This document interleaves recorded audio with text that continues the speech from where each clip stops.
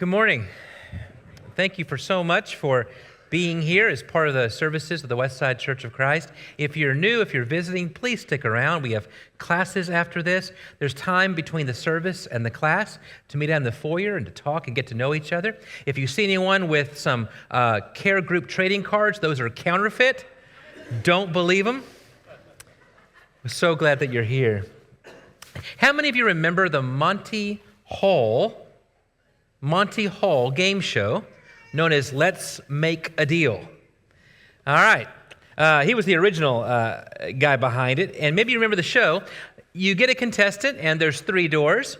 And behind 2 doors, there's a goat to tell you, nope, that's not the right door. And behind one of the door is the grand prize. And you are given the chance to pick a door. Well, you may remember that sometimes you were given the chance to change doors.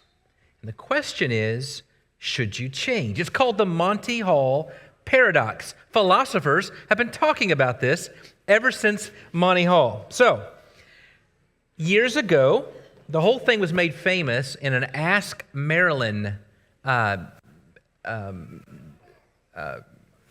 article, in Parade magazine in 1990. Somebody wrote in and said this: suppose you're on a game show and you're given the choice of 3 doors. Behind 1 door is a car. Behind 2 doors is a goat. You pick a door, say number 1, and the host, who knows what's behind the doors, opens another door, say number 3, and it has a goat, and he says to you, do you want to pick door number 2? Is it to your advantage to switch your choice? Now, Marilyn, who answers the question, she's a genius, but she's also a reader. And this had been answered back in 1975, and she knew that.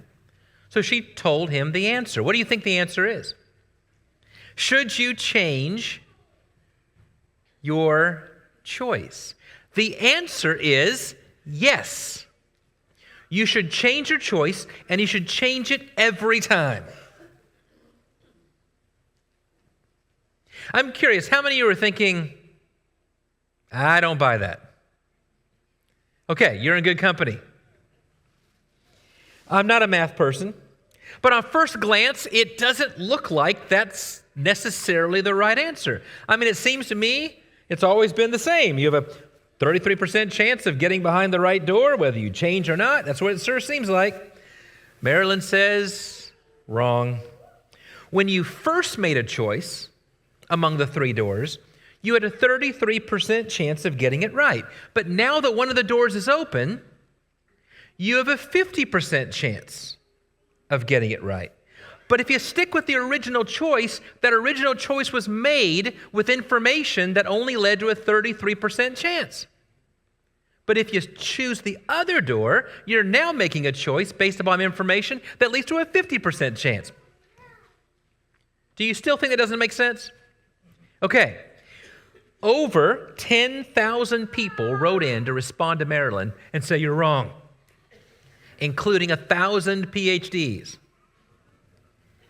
But computer simulation after computer simulation have shown that Marilyn was right. The solution seems counterintuitive, maybe even absurd, and yet it's right.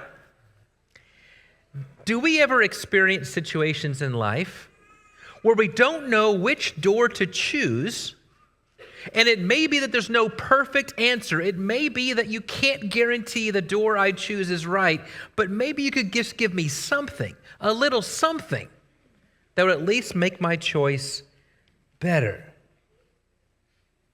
I feel that way sometimes. I feel that way this morning with a very difficult question. To introduce it, I want to talk to you about Proverbs. I want to read a proverb to you, and I want you to tell me if it makes sense to you. Here's the first one. Don't answer a fool. Answer not a fool according to his folly, lest you be like him yourself. Does that sound like good wisdom?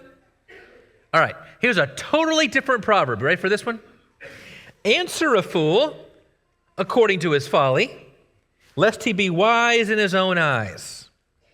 These are right next to each other in Proverbs 26.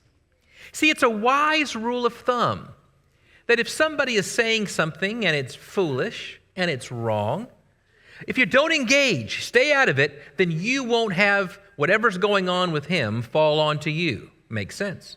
Don't answer a fool according to his folly, lest you be like him yourself.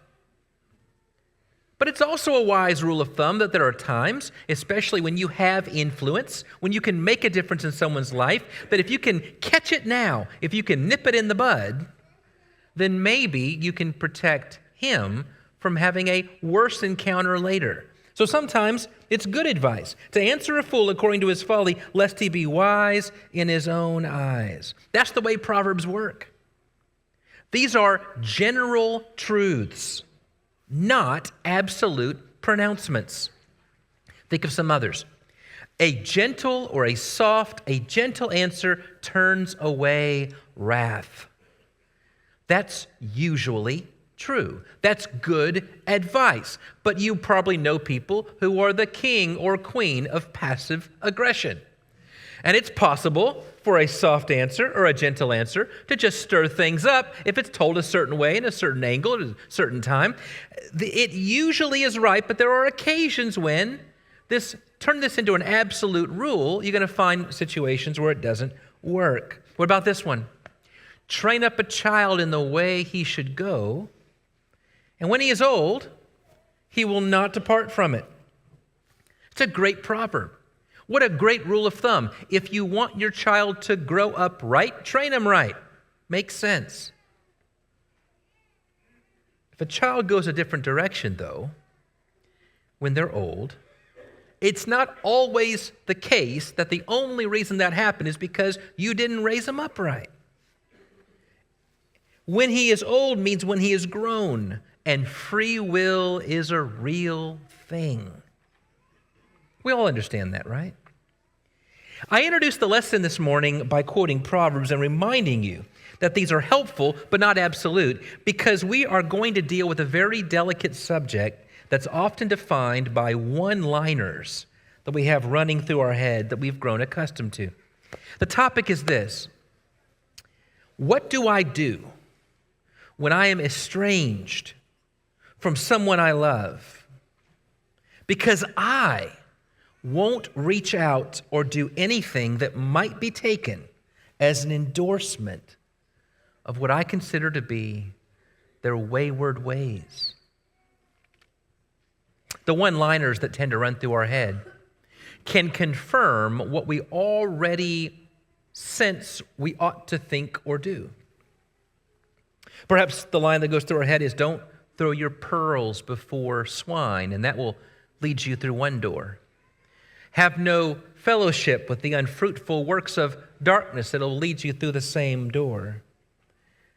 You open up your Bible, you find another line that says, mercy triumphs over judgment. Makes you look at a different door. The problem with one-liners is that they don't take into account all the nuances of your situation. No one-liners can carry all the freight for issues so fraught. And like Proverbs, sometimes the right thing to do lies behind door number 1. Sometimes it's behind door number 2, and that makes the sermon all the more challenging. Your story is not your neighbor's story. Best judgment may be for you to try door number 1, or for them to try door number 2. And preaching one sermon to help very different situations can be very tricky. This is why I tend in ethics towards what's called virtue ethics, which says when you're trying to figure out the right thing to do, this theory says you should do door number 1. This theory says you should do door number 2. Virtue ethics says, let's start by asking what's going on in the heart of the person making the decision. And if we can work on your heart, it may be less important which door you choose and more important who you are when you go through that door. What we're really wanting to do is to find the balance, to know the line between compassion for and expressing approval of. Isn't that the struggle? Between condemning the sin and condemning the sinner. We need a passage that provides help when we are facing more than one door. And so, I want to camp in Luke 15 this morning. We have 3 stories: a lost sheep, a lost coin, and a lost son. And I want you to pay attention as we go through these 3 stories. Pay attention to posture. You know how important posture is, right? When you're talking to someone you love and you're hearing them talk to you and they're doing this, do you think this is going to be a pleasant conversation? Posture announces what I mean by my words. When you're not sure what I mean, watch my posture and you'll know if I'm saying this happy, sad, or furious. Sometimes posture says a lot more than our words ever would. In verse 1 of Luke 15, tax collectors and sinners were all drawing near to Jesus. Can you see them reaching out? Can you see them drawing near? And then there's verse 2. The Pharisees and the scribes grumbled. Love that word. I can picture it. I can't help but picture Scrooge with his bah humbug. And what do they say?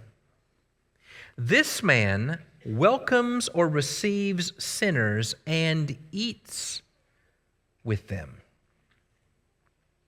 I see 2 postures: receiving and shunning. One of welcome, one of repulse. One of drawing near and one of shying away. I can't help but notice a tale of 2 postures, and that introduces 3 stories. And so, says verse 3, for this reason, because of this posture, he told them a parable. Jesus chooses to draw on everyday life experience. He wants them to find something that isn't just in their heads, but really explains something they would do in their normal day-to-day life. So he pictures a lost sheep. He doesn't say, there was a shepherd in a hill country somewhere. No. That would be to make the parable a thought experiment. But instead, he's trying to really draw them in with their own experience. And he says, what man of you? No, not one of you standing here, nobody here, would do anything other than what I'm about to describe to you. If you had 100 sheep and one strayed away, you'd go after him, wouldn't you? You'd go after the one that's lost. And then look at the posture. One is lost, and one comes running. Who does the running in this story? I just want you to notice something here. I want you to follow the logic of the story. The one that's lost has created a problem. The one whose job is to watch over the 100 has taken a risk. And he runs across the boundary and he finds the one that is lost. And when he's found it, he lays the sheep on his shoulders, rejoicing. Can you see him? Can you see the body language? Can you see the smile on his face? There's the searching, there's the finding, and then there's the returning. That order in this story is important. There's the searching, there's the finding, and then there's the returning. And when he comes home, he calls together his friends and neighbors and he says, rejoice with me, for I found my lost sheep. Now, what's the posture that Jesus is alluding to here? Is it the one that welcomes sinners and eats with them? Or is it repulsion and shunning, shying away from the wayward one? The posture in this story is really interesting. He then told another parable. What woman? What woman in this room, on this hill, standing here listening to my voice? What woman, if she had 10 silver coins and lost one, who wouldn't light a lamp and sweep the house and diligently search until she finds it? What's the posture here? Searching, straining, looking under every nook and cranny. And when she's found it, she calls together her friends and neighbors and says, "Rejoice with me, for I have found the one that is lost." What's the posture here? Is it the one that welcomes sinners and eats with them? Or is it the one of repulsion and shunning, shying away from the wayward one? These stories introduce a posture that illustrates verses 1 and 2. But we say to ourselves very quickly, a dumb sheep and a mindless coin. Of course they need us to run after them. What do you do when they have a mind of their own? He tells another parable. There was a man, says Jesus, who had 2 sons. The older one is heir to the majority. This is how it worked back then. He'd receive a double portion, but he'd get it upon the father's death. The younger one's going to get something too once the father dies. But in the meantime, they're taken care of. They're children in the palace of the Father. But the younger one makes a demand. I want my share now, the one that's coming to me. Give it to me now. It's a way of saying to your father, drop dead. And I don't want the share to reinvest in the family business. I want the share now, and I'm out the door. Free will. You know, the father has a number of options here. He could say no, but to what end? If the Father represents our Father in heaven, then the parable should illustrate the fact that our Father lets us choose wrongly. Don't take the story and turn it into stone and think this is the way that every father should act in every situation when their child asks for the wrong thing. The Father represents the Father in the context of a story about posture. A Father who values our free will so much and wants us freely to love Him so much that even when we fail to say, "Thy will be done," God looks back at us and says, "All right, thy will be done." The Father gives it to him. The Father divides his own property while still living with people whose livelihood depends on how he governs. And he does it for his son, his already wayward son. And the boy is off. Notice the posture. Who's drawing near? And who's running away? Who's welcoming? And who's shunning? The son squandered his property in reckless living. You can't read this without noticing that Jesus is borrowing language from the prophets. God said to Israel, "I'm the one that found you on the side of the road when you were just a little baby, and I wrapped you in blankets, and I gave you clothes and jewelry, and you ended up using the very clothes and jewelry I gave you to lure other lovers and leave me."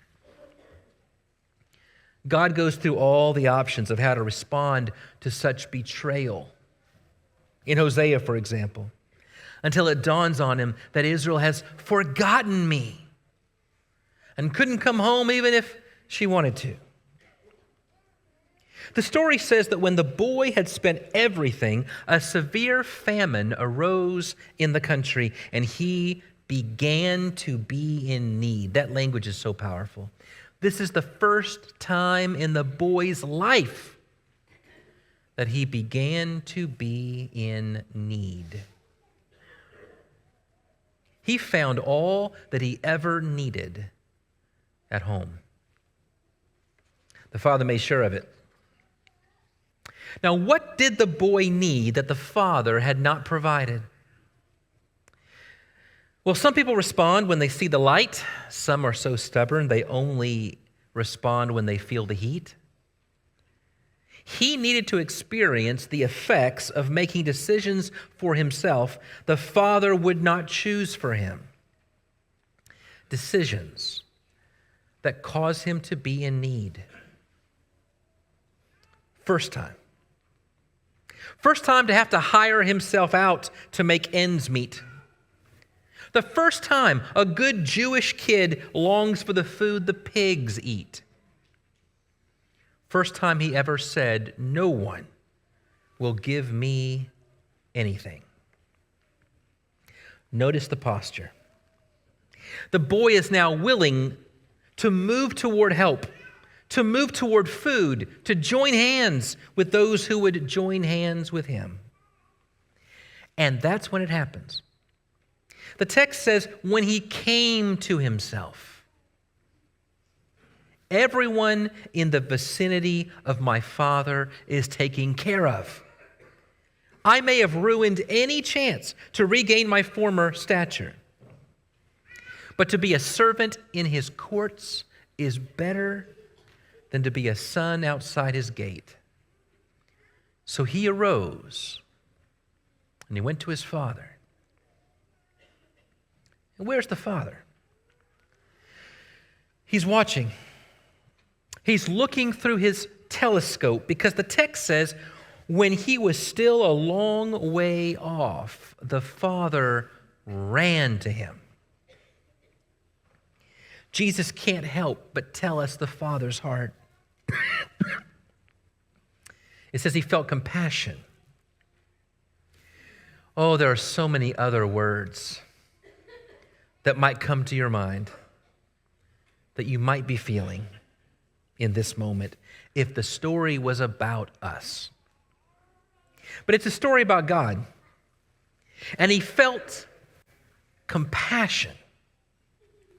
And then what no self-respecting, land-owning man would do in the first century, he picks up the train of his robe, he picks up whatever's lying on the ground, and in a very undignified way, they would have thought at the time, this father runs to his boy. He embraces him and he kisses him. Who knows if this boy is now unclean? Who knows what disease he might have contracted? And what will the neighbors think of his embracing the boy who's treated himself and their livelihood the way he has? Won't the kiss be interpreted as a refusal to do what is just? The boy begins his speech and even says, I am no longer worthy to be called your son. Can I point out two things? After this statement, the father cuts him off. He won't hear of it. He calls for all the royal stuff that makes it clear, you are my son who was dead and is alive again, was lost and is found. That's the first thing. But there's a second thing. We search through these texts looking for some sign of repentance. If this is the sign of the boy's repentance, I can't help but notice that the father ran to him, embraced him, and kissed him before he knew anything about why the boy has come back. And there's more than one reason and more than one good reason why the boy might be traveling the road home. Notice the posture. And then there's an older brother. He's in the field. He doesn't know what all the ruckus is about. Dutiful servant is probably what he has needle pointed and put over his own bed. Dutiful servant, but a lousy brother. Angry. He refused to go in. In fact, he didn't even know what was going on. He sends a servant to find out. Notice the posture. So to both sons, the father runs out to meet him and to entreat him. Again, before there's any sign of self-awareness or self-reflection on the part of the older brother, in fact, represents the standoffishness of the Pharisees. They are the insiders who don't know when a lost sinner returns home.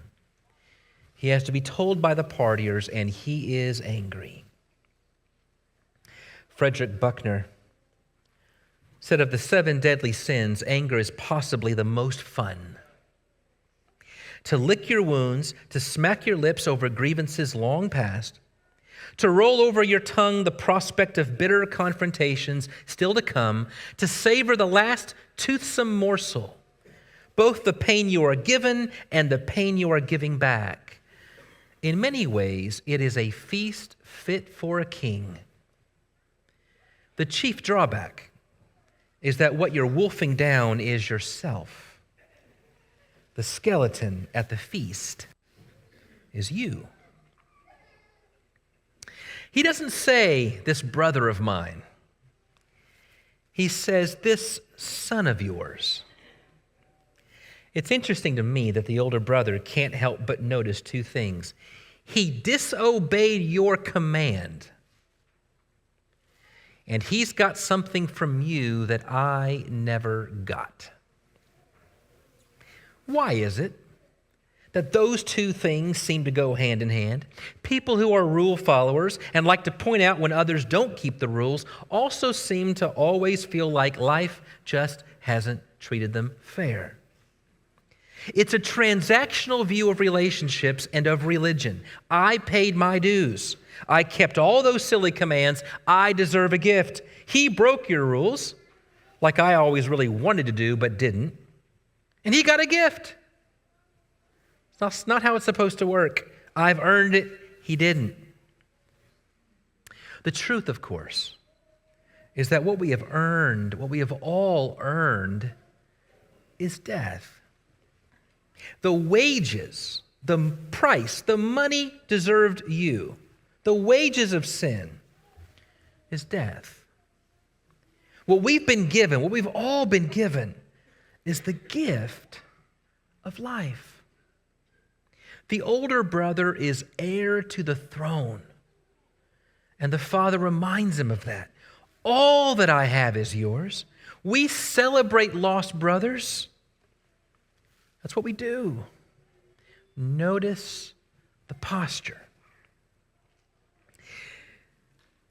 Can I show you 2 very different options and then tell you one very hard to accept truth? The 2 options. Did you notice that with the lost sheep and the lost coin, Jesus traversed the boundary lines to chase after the lost one? He went to them.